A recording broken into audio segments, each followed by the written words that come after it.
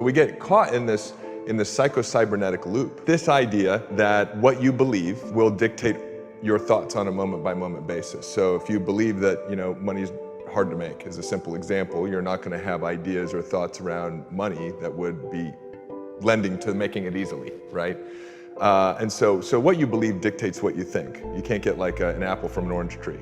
And what you think, you then experience is an emotion, right? And then that emotion then dictates what actions you do or do not take.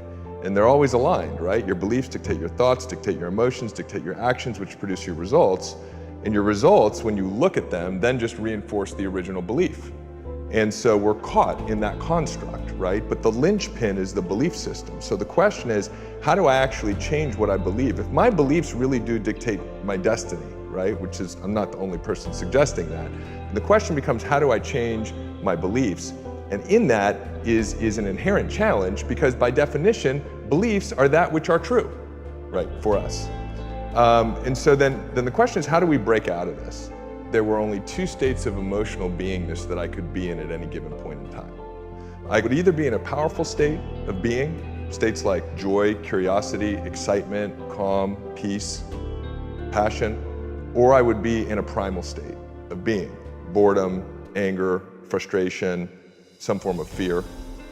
I'm always in one of those two states, and I'm never in two states at one time. Those map beautifully to the sympathetic nervous system and the parasympathetic nervous system, right?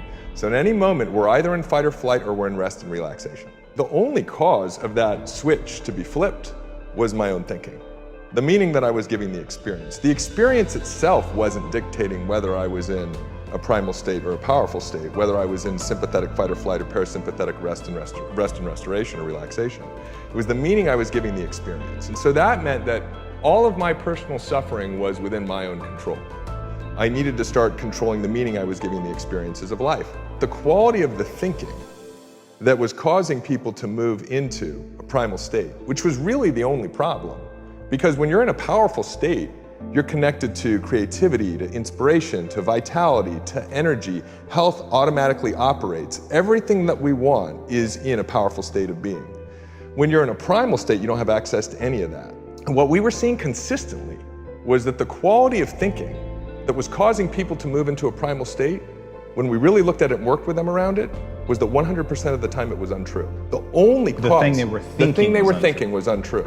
I'm not good enough, I'm not smart enough. I'm not good enough, I'm not smart enough, there's not enough time. What we believe is the fastest way for you to eradicate a limiting belief is to actually see the limiting belief as untrue. And the moment that happens, there's a reorganization in your brain, like you can't unsee it. Once you see the lie as a lie, right, there's a huge shift. It reorients you to the experiences of your life. It reorients you, to money, to relationship. I read something recently, and the numbers always change, but they were talking about the part of the brain that pays attention, right, the reticular activating system, and something like 88% of what's going on in any given moment you're not paying attention to. Like, I'm not paying attention to your wrist right now. That which we tend to pay attention to is aligned with what we believe, and so that's all we get.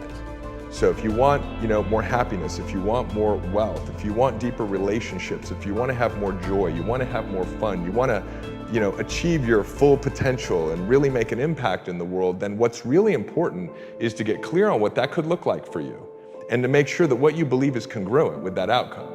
Because if what you believe is not congruent with that outcome, just neurophysiologically, you're working against yourself.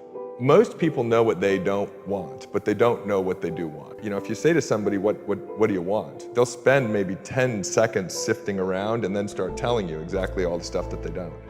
And so it's important to have clarity on what you want to create, to have clarity on the type of partner you want to have in your life, to have clarity on the things that you want to learn. Because I believe that clarity is intimately connected to imagination. So as we're getting clear on something, we're beginning to see what that thing is, right? That we're getting more clarity on. And we now know, there was a study done in 2009 at Harvard where they brought in piano players to play the piano, and they studied what parts of their brains lit up, and then they just had them imagine playing the piano and the same parts of the brains lit up. And there's a study after study after study that shows that the brain doesn't know the difference between imagination and reality. So as you're getting clear around something, you're actually building neural networks as if that image or that experience had already occurred. I mean, this is really powerful because so often people don't know how to achieve something. And because they don't know how, they don't spend a lot of time getting additional clarity. They don't spend time imagining what the future would look like with that thing or being that thing or creating that thing, because they get stuck on the how. And what I would suggest is that if you're willing to invest time in getting clearer around something or imagining, you build neural networks that represent the memory of an experience that has not happened yet. That's fucking powerful. I mean, we're talking about like next level mental technology, because if you had experienced the thing already, would you know how to do it? So what I would suggest is that it's that change in the neural networks of your brain that you can achieve through clarity, which is part of this kind of imagination category. I mean, Dispenza talks about it with meditation and visualization. Other great teachers talk about it in this way. You're able to start building neural networks of experiences that have not happened yet that I believe then give you access to the thoughts, the ideas, the perceptions, and if you want to talk about it, like creating the synchronicities that actually close the gap between that future and the present moment. Don't let not knowing how prevent you from spending time getting additional clarity or imagining, because that's actually what's required to happen in order for you to know how.